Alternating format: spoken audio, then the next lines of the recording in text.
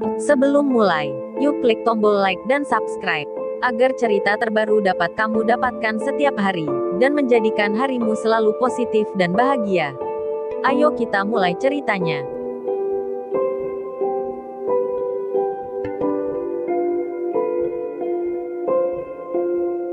Karma instan yang menyenangkan.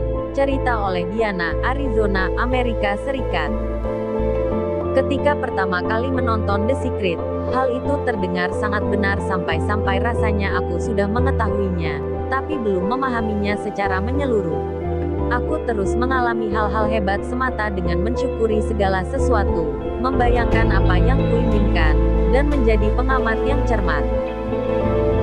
Baru-baru ini, dalam penerbangan malam dari Boston ke Phoenix, aku orang pertama yang naik ke pesawat karena sudah membayar lebih untuk mendapatkan tempat duduk di depan. Di penerbangan yang sama setahun sebelumnya, aku cukup beruntung menjadi satu-satunya penumpang di barisan tempat dudukku sehingga bisa berbaring dan tidur selama perjalanan. Sepanjang hari aku membayangkan tempat-tempat duduk di sebelahku kosong, jadi aku bisa menikmati kemewahan yang sama. Ketika meletakkan koper di rak di atas kepala, aku mendengar seorang wanita lanjut usia di belakangku bertanya kepada pramugari apakah dia bisa duduk di salah satu barisan depan. Dijelaskan kepadanya bahwa tempat duduk itu memiliki harga lebih mahal, dan dia langsung menjelaskan bahwa dia agak klaustrofobia serta perlu duduk di depan. Sepanjang aku melanjutkan membuat diriku nyaman di tempat duduk, sementara mereka dengan ramah menjelaskan bahwa mereka bisa memindahkannya, tapi dia harus membayar lebih. Yang dijawab oleh wanita itu bahwa dia tidak mampu membayarnya. Ketika penumpang lain memasuki pesawat, aku merasa makin gembira saat orang-orang lewat, tapi tak satu pun duduk di barisku. Aku kembali mengatakan kepada diriku sendiri betapa hebatnya visualisasi itu. Akhirnya, pramugari mengumumkan bahwa mereka siap lepas pandas dan meminta kami semua berhenti menggunakan perangkat elektronik sebelum mereka menutup pintu kabin. Aku senang mengetahui keinginanku telah dikabulkan, tapi pikiranku terus kembali ke wanita itu.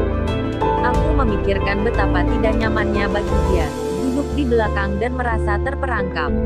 Aku tak mungkin menikmati semua ruang ekstra ini dengan mengetahui bahwa dia menderita. Aku berdiri dan mendekati pramugari yang sebelumnya dia ajak bicara. Aku menjelaskan bahwa aku ingin membayar untuk wanita yang klaustrofobia itu agar dia bisa pindah ke baris tempat dudukku. Tapi mereka harus berjanji untuk tidak memberitahu wanita itu bahwa aku telah membayarnya. Pramugari itu tersenyum padaku dan berkata akan mengurusnya. Setelah beberapa menit, wanita itu dibimbing ke barisku dan dipersilakan duduk. Kami hanya berbincang singkat, tapi dia terlihat sangat bahagia, dan hal itu mengisi hatiku dengan lebih banyak kegembiraan daripada yang bisa ditawarkan oleh tidur sepanjang malam. Malam itu terasa berlalu dengan cepat. Menjelang akhir penerbangan, pramugari berjalan berkeliling untuk menagih makanan dan minuman yang telah dibeli oleh penumpang. Aku menunggu seseorang berhenti di barisku, tapi sepertinya mereka melewatkanku. Akhirnya, pramugari yang aku ajak bicara berhenti di sampingku dan membungkuk, selagi aku mengulurkan kartu kreditku. Dia tidak mengambil kartuku. Dengan suara pelan dia berkata atas nama seluruh kru dia ingin mengucapkan terima kasih kepadaku. Apa yang telah kulakukan adalah hal termanis yang pernah mereka alami di penerbangan, dan mereka semua merasa terinspirasi karenanya. Dia mengakhiri perkataannya dengan mengatakan bahwa mereka bukan saja tidak akan menagih biaya tambahan untuk tempat duduk wanita itu, tapi mereka juga ingin membayari makanan dan minumanku. Aku merasa begitu terhormat dan dipenuhi cinta sehingga nyaris tak bisa bicara. Aku balas berbisik, terima kasih. Itu pengalaman yang luar biasa serta penuh cinta, dan aku takjub melihat ada begitu banyak kebahagiaan yang memancar keluar hanya karena aku menawarkan diri melakukan sesuatu yang baik.